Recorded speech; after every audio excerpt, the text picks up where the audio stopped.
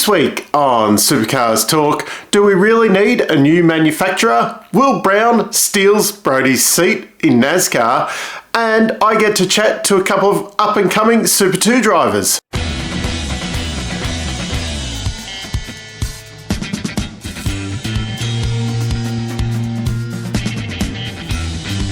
The big news this week is that the minimum tyre pressure will be dropped from 17 psi to 15 psi for this weekend's racing. Looks like it will continue for a few more rounds as well. This has been confirmed to happen in Townsville and Darwin as well, from what I understand. And they're hoping this will improve the racing because it will help the tyres not heat up as much when you're following another driver. So drivers will be able to follow easier and be able to plan their pass a bit better rather than going for that desperate lunge as they catch up to someone or just getting stuck behind and burning up their tyres and not being able to pass. So let's hope this does improve the racing. A lot of people complaining about, rules and rah-rah and whatever. I would prefer to see us just go back to open slather. Teams can run what they want, but unfortunately in this day and age, we have teams pushing it to the limit. We have tyre blowouts and then people blame it on Dunlop, and it's not really their fault. It's the teams doing the wrong thing. So sometimes we need these rules to save the teams from themselves. It has been announced that TFH Hire will continue to sponsor Brodie Kostecki's car for the rest of the season. No word on Jack LeBrock's car, assuming it will be devoid of sponsors this weekend. And just quietly in that whole announcement thing, Todd Hazelwood will be joining Brodie Kostecki in the TFH Hire car for the endurance races. A bit of a swap there because he was penciled in to partner Jack LeBrock previously, but with David Russell moving on and the TFH Hire that Todd brought to the team with Brodie for the rest of the year, Todd has moved across to that car for the endurance races. Premier Air Racing has had another engineering shakeup with Mirko De Rosa and Julia McGarry leaving the team effective immediately. Mirko joined the team this year from Blanchards to team back up with Tim Slade, while Julia McGarry joined the team after being booted from Team 18 after the disaster that was Bathurst last year. Ludo Lacroix will take over engineering Slade's car for the time being, although they are looking for a replacement there. Well, they're yet to announce the replacement there. And it looks like Will Brown will be stealing Brodie Kostecki's seat in NASCAR, taking the MobileX sponsorship as well, and getting a run at Sonoma, I think it is, in the RCR car that Brodie was supposed to be doing some rounds in this year. Another kick in the teeth for Brodie there, and Peter Adderton will probably be having a little bit of a chuckle about all of this going on as well. There has been some murmurings about Supercars looking for at least a third and possibly fourth manufacturer to join the series. Seeing a lot of comments out there about people how, Nissan, Volvo, Mercedes all got screwed over previously. The big difference this time is the rules are a little bit different in the way the parity works, I suppose. In the previous iteration, like Volvo and Scott McLaughlin were very, very competitive. Unfortunately, the Mercs probably didn't go about it the right way, and Nissan maybe didn't have the monetary or political nous to get themselves properly competitive. I mean, both of those, Nissan and Merc, did have their days where they were very competitive, but you do have to wonder if someone like 888 with their kind of commercial backing, political nous, etc., would have made those cars competitive, where the teams that they were with, maybe not quite in the same position to do the same thing. So I think now the way the rules are and the way Supercars is more involved in the way that the cars and teams and that get homologated, that there is more of a chance of everyone being a bit competitive. Unfortunately, there always has to be someone who comes last. Like, at the moment, if you teamed up with 888, you're probably going to go out there and win. If you teamed up with, there's no one doing a really bad job, but, even Brad Jones Racing won last time out, so you can't really say them. But if you teamed with someone further down the back of the grid, chances are you're probably not going to win. I personally would love to see more body shapes out there, even if they do go and run the Coyote or LS versions of the motors, and it is just a body shape exercise being put on the cars. I would love to see a bit more diversity. It just in general, it lifts the whole thing, even if it's not a lot of commercial backing. I would like to see it.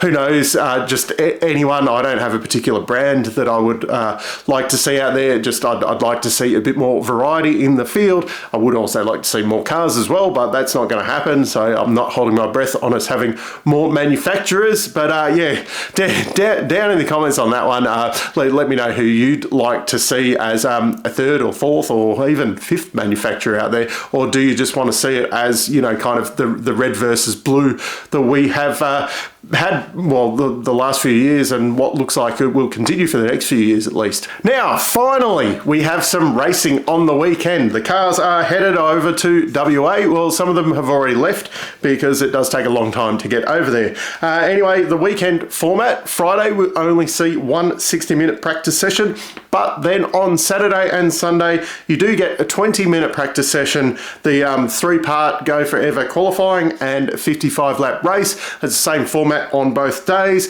I kind of like, for the spectators, that they have changed the practice session so that you do get a practice session on the Saturday and Sunday morning, because it would be hard. Generally on the Friday, all the practice happens. Yep, that's fine. But generally people don't go to the track on Friday. A lot of us have got jobs we have to go to, so you go to the track on, maybe you're lucky enough to go both days, but say you go the Saturday or the Sunday and it was looking like you just got the qualifying session and then the race. At least now you get to see the cars out on the track 3 times if you're only going for one day. To me, I prefer this kind of format for the spectators at the track. Watching at home, it doesn't really make much of a difference, but yeah, definitely for the people going on the day, at times it's felt like you're a little bit cheated, just seeing, especially if you're going for a 10 or 15 minute qualifying session and then the race. It feels like you're not getting much airtime for what your outlay is for the weekend. So I think that's an improvement. Last year, the 3 races over the weekend, there was 3 last year, taken out by Shane Van Gisbergen, Will Brown and Brock Feeney, but Brodie was the best overall. He was on the podium the whole weekend, while the others all had at least one bad race between them. He had 2 second places and 1 third place.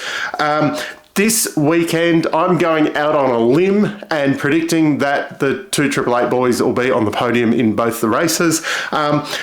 My picks, though, are Chaz and Matty Payne to be the next guys in the battle, and my dark horse for the weekend is Dave Reynolds. So let's see how my tipping goes on that one. But yeah, down in the comments, who do you think will do well over the weekend? And as part of my preview, I got to chat to 2 young stars of the Super2 series, Tickford Racing's Brad Vaughn and Walkinshaw Racing's Campbell Logan.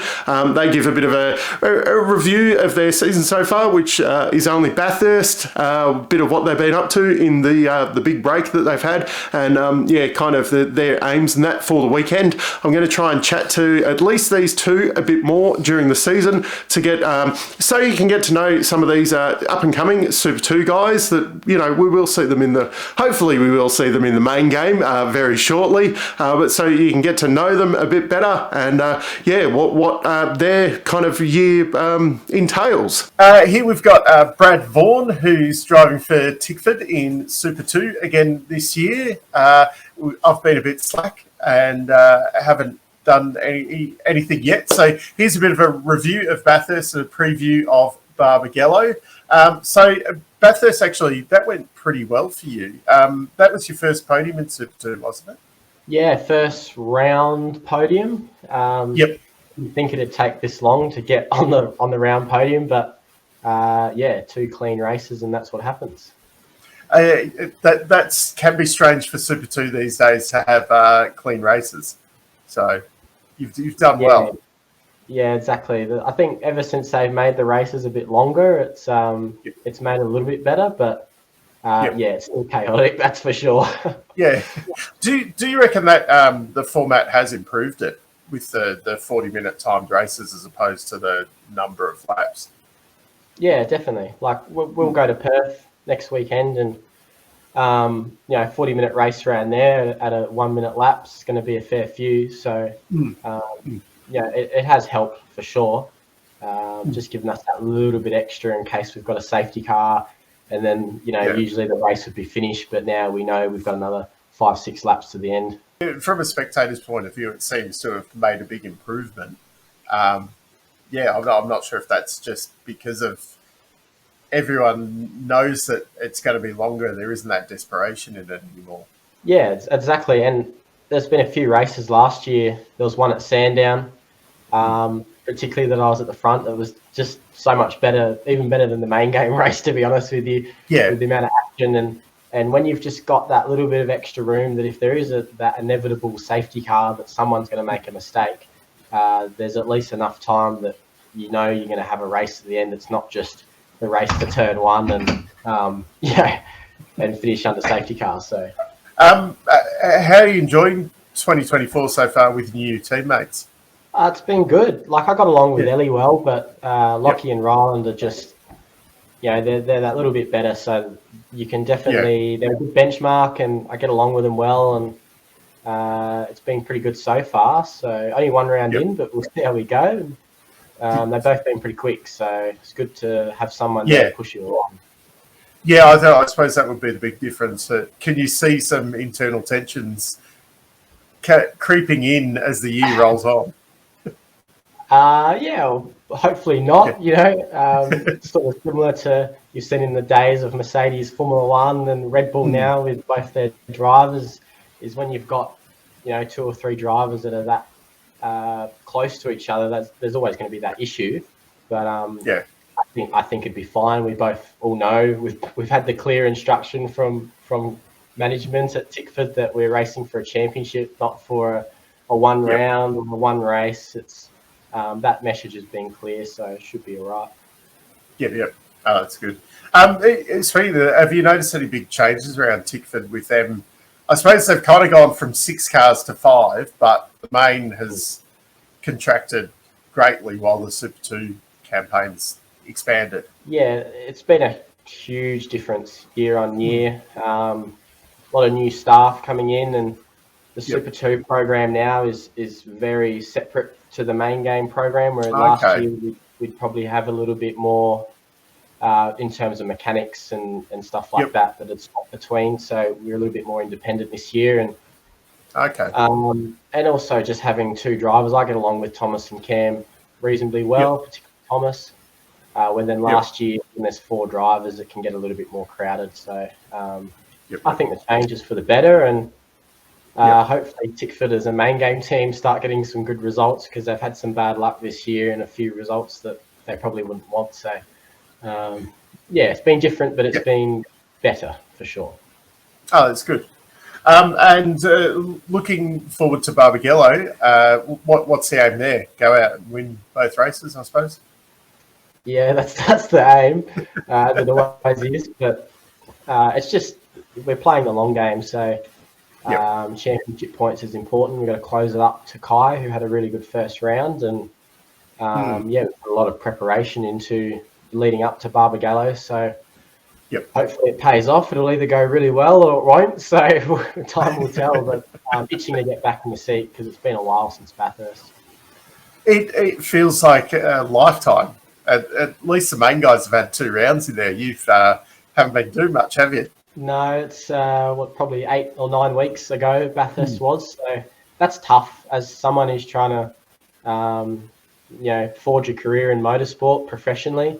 To only race 6 times a year is difficult when they're racing 12 times a year, and even they complain that they don't race enough. So it is tough, but been keeping busy doing a bit of speedway, which has been heaps of fun. Just doing a lot of simulator training. I did the Bathurst 6 hour, been up Queensland doing some laps and some Toyota 86s, getting some coaching. So just keeping busy is all you can do, really. and hopefully that pays off when you get back in the car and you've done more racing than the bloke who hasn't steered anything in the last 8 weeks. Do you think there's anything we should be keeping an eye out for in Barbagallo? Obviously, like the surface there is abrasive. So are we going to run out of tyres towards the end of the race or anything like that? Yeah, typically with the sand that's over there, the track does get slower each year, and you'll see that ever since they resurfaced it a few years ago, the times are about a second a lap slower each year. So I suspect that again. 40-minute race for Super 2, that's always a challenge, keeping the tyres under you for that length. At least main game will have a pit stop or something like that. So that's always a challenge, but I think just the new thing with Super 2 this year is there's so many rookies. I think there's 10 or 12 new drivers on the field this year. So there's always that chance of a couple of crashes or red flags like we saw in Bathurst. So and usually with Perth, every driver is going there that's never driven before because it's so far away from East Coast. Not many support categories go there. So a lot of new drivers on a new circuit with high deck. It'll be a big learning curve for a few of them. And finally, who's your prediction for the big race? I think it's hard to go past those 2 Red Bull cars at the moment. Obviously, I'm hoping that Tickford go well. But I haven't really paid too much attention so far this year. I'll try and go to a few more rounds and be in the team a little bit more within Tickford. We'll see. I think anyone that's got an answer for the Red Bulls at the moment and have got to do something right. Yeah, they were pretty good in over in New Zealand, and I can see that continuing this weekend. All right, thank you for your time, and hopefully it all goes well on the weekend, and we can have you back and talk about some more good results. Hopefully it all goes well. Thanks, mate. And here we've got Super 2 sensation Campbell Logan, who had a brilliant debut at Bathurst. Not the best weekend to kick off your campaign. No, Bathurst was a bit of a tricky one. Like, on paper, it was going to be tricky regardless for me. I'd only done one test day in the Super 2 car before heading to Bathurst. And, I mean, I'd driven there in Toyota 86, but you go 30 seconds faster in a supercar than an 86 around there. So it was a massive learning curve that weekend. It was mostly a fairly negative weekend, but in terms of pace and whatnot. But that's okay. We've put it behind us. We've put a lot of hard work in between since then, and just looking forward to the next round. Have you done any testing in between, or is it just okay? Yeah, I've done 3 test days. I've done the most out of anyone. Oh, okay. How many do you get for the year? It's a bit different as a rookie, so you get 6 test days, 1 for each round that you do.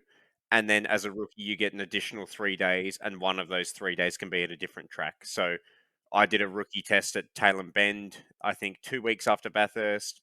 Then 3 weeks after that, I did a test at Winton, and then I did a rookie test at Winton last Thursday. Okay, so you've actually spent a bit of time in the car in between. Most people I know have only done 1 test day in between Bathurst and Perth, so pretty lucky. Yeah, well, it's more than main guys get. It's about on par, luckily. It depends. Like, what Walkinshaw are doing with Ryan Wood is really smart. He's in the car every 2 weeks. So whether it's a race or a test day, he's in the car every 2 weeks for the whole year, which is the best way you can approach it as a rookie. They're doing the results are showing. Like, he was mega at Taupo. So, and he's been fast everywhere, to be honest, like just straight out the gate, especially learning the soft tire. Like, he's just been really fast. But yeah, it's been quite lucky to have those guys to learn off and be in the car as much as they are, which is a pretty cool thing about being with Walkinshaw and Andretti United. Do you get to spend a lot of time with those guys? Like, do they come on the test days and help you out?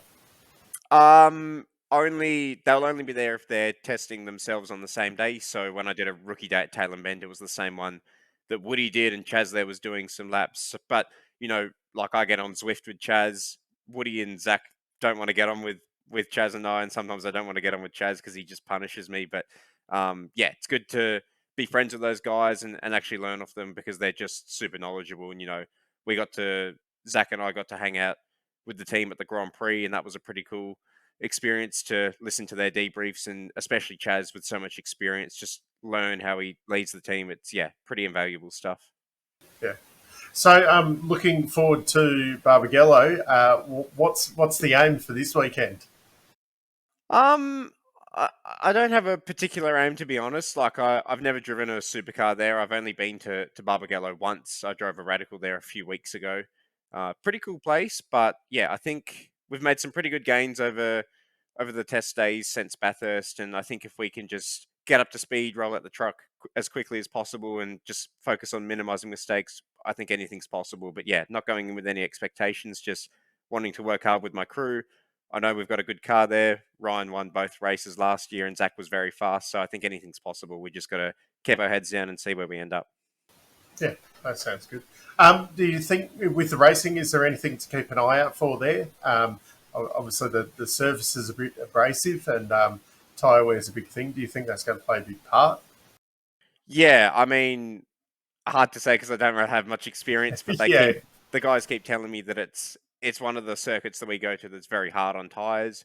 It makes sense when you look at it on paper. There's one big straight up the back, but the tyres don't really get much time to cool off, and it's predominantly right-handers. There's only one real left-hander. So, I think it's going to be a challenge from a race point of view if we have full green running pretty much like what they had last year. Tyre wear definitely and tyre conservation definitely comes into it. So, that should make for some interesting racing as always. Yeah. And looking at the main game, who's your prediction for the weekend? It's hard to put, I mean, it's hard to put it past the two Red Bull boys at the moment. They just seem like they can't put a foot wrong, but I think you can't look past both Chaz and Woody. You know, Woody's been right with Chaz the whole year, and Chaz has been right up there. They just need to minimize mistakes. Like, their car pace is excellent. So I think their first race win in Gen 3 is not far away at all, and I'd say it's very possible at Perth. It's hard to believe that they've gone so far into Gen 3 without having a win. Yeah, I mean, it's not from a lack of trying, I can tell you that. No. Being able to witness it firsthand, they're a bloody hard-working bunch of guys. So, I think it's coming. Their car speed's really good. It's just, it's very hard in main game. I've got no experience in it, but, Super 2's hard. I can't imagine stepping up another level to main game. It's just, you got to have everything come together on the day. All right. Well, thanks very much for your time, and all the best for the weekend. Thank you. Appreciate it. So I hope you enjoyed that little bit of an insight into the guys from the Super 2 series. Did you enjoy it? Let me know, and also let me know who you think's going to do well this weekend, and what's your pick for the third manufacturer if we do get to see one. Anyway, enjoy the racing on the weekend. Until next time, I'm still Dave, and I'll catch you later.